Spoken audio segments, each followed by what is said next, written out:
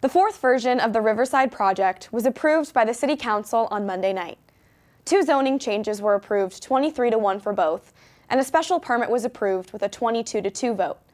Councilor Andrea Kelly speaks to what those changes were, and a few councilors expressed their opinion on the project. This item has been turned into 3 items. They're all related. Many of you have been following this project for 7 years and 4 proposals. I'm just going to try and encapsulate what happened at our last meeting and stuff that's relevant for us tonight. The Land Use Committee met on November 18th to review and vote on the Riverside Project, which is before us in now 3 related parts. 238-25A and B, which is a zone change, and 239-25, which is the request to construct a mixed-use development with residential, commercial, parking, and public open space. The original docket item requested 750 residential units, which has now been changed to 755 due to resulting site and building configurations in response to previous comments from the committee and the public. The petitioner summarized text amendments, which included net reductions in lot area, maximum stories and height of buildings, and changes to access requirements and post-construction arrangements. Members of the public spoke, including many from the Carpenters Union, who emphasized their view that this project should be built by union labor. The law department clarified for everyone that this is not a decision within the capacity of the Newton City Council to commit to or enforce. Planning and law staff presented and clarified text amendments, draft conditions and findings, which we can go over some of that this evening for everybody's information, and the public hearing was closed. Regarding the rezoning item, this was split into 2 items, each requiring a vote. 238-25A refers to the text changes outside the height and stories and the zone change, and 238B, which is the construction of the project. Both are subject to second call tonight.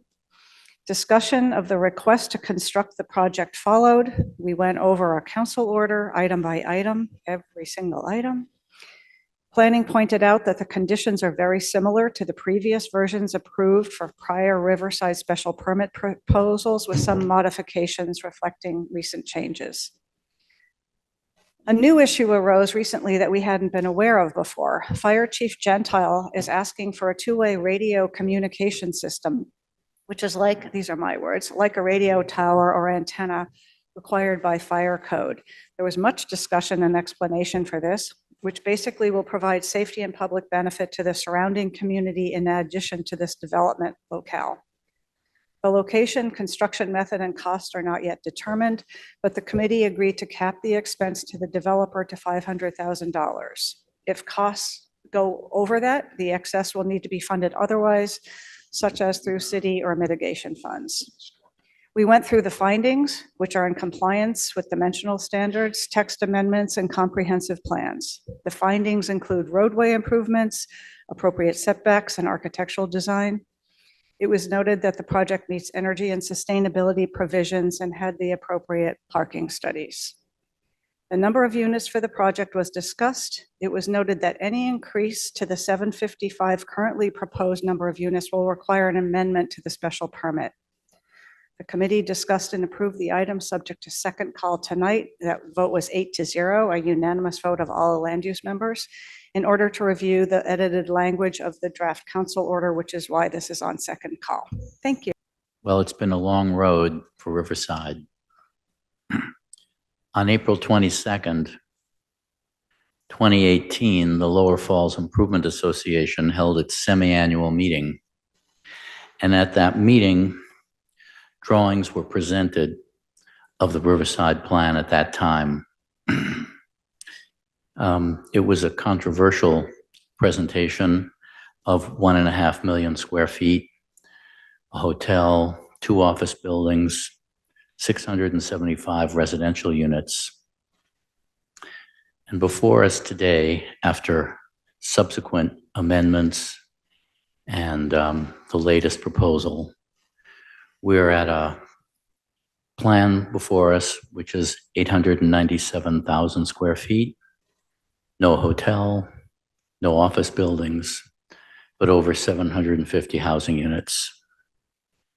So this evolution has been something that I've been involved with every step of the way, and I'm very happy to say that I'm able to support this. It's not a perfect plan, but then there probably is no such thing. I first got involved in the Riverside development in 2007. I was president of the Lower Falls Improvement Association. The MBTA said that they were going to put out an RFP for the land. And the LFIA at that time decided we wanted to submit comments. We wanted to put in an addendum to the MBTA's solicitation. Since then, I've been involved in numerous ways, including as a city councilor and including as a member of the Riverside Liaison Committee. This is not the ideal project. I agree with Councilor Block. I had hoped that there would be actually some commercial component. I thought office space was good, both for the site and for the city. I had hoped that there would be more retail. There's a little over 20,000 square feet of retail. I had asked for more retail. I thought that would have been beneficial. There's a lot of housing there, a lot of housing.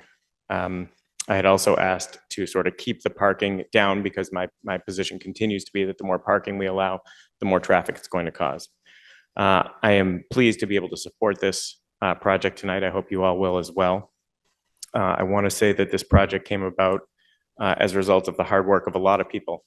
And in particular, I want to mention Barbara Gruenthal and Liz Mirable from Lower Falls, as well as the entire LFIA.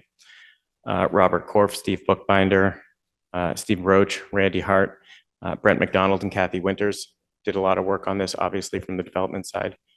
Former Councilor Chris Markowitz worked pretty hard on this as well. So I very much appreciate all the work that those individuals put in.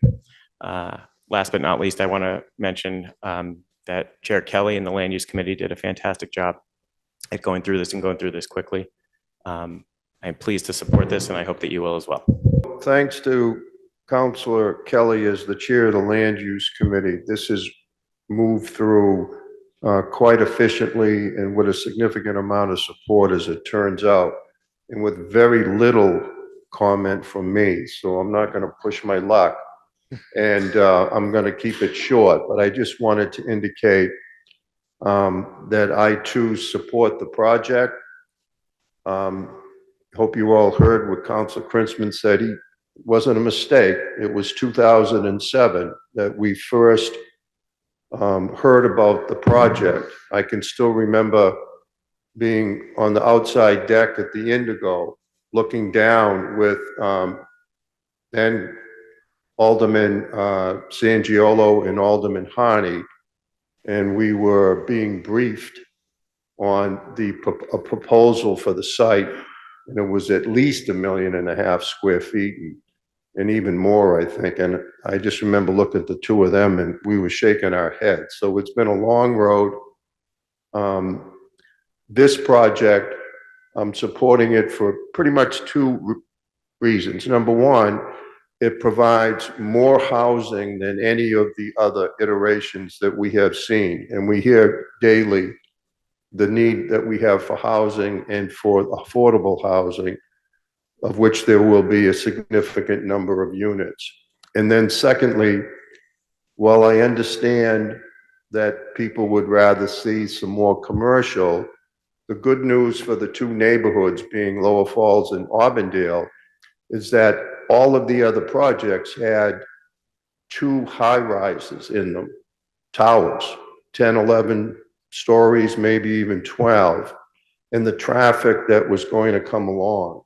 And this particular project, all of the studies show that the traffic will be significantly less, which is what we've always been concerned about at the site. So those are two of the reasons, the two main reasons why I plan to support the project. In all due respect to everything we've heard, and I completely agree with everything I just heard. I'm still going to vote no on this project. I expect to be the sole person who does not, and that's okay. Because I'm only doing it so that I can stand up and simply ask this group, what do we feel, and this is a rhetorical question, I don't expect answers tonight anyway.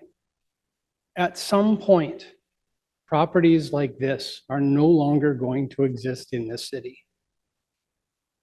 And Newton doesn't just need housing. We have to protect all of the interests of the city. It's the only reason I can't support this project, just like I couldn't support the amended version of Northland.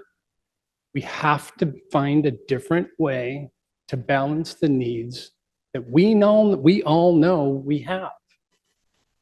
So unfortunately, I'm going to be voting no, but I'm with you all in spirit, at least 98% of the way.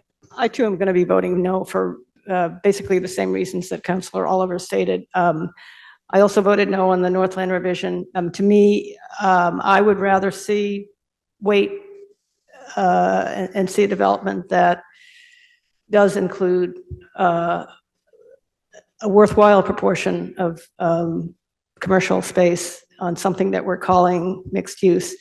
We can't keep approving project after project with minimal amounts of commercial and expect to get anything different. Once it's built on, we're not going to get that space back. And to me, it feels like we're looking at short-term interests when we should be looking at the long-term sustainability and fiscal sustainability of the city. So thank you.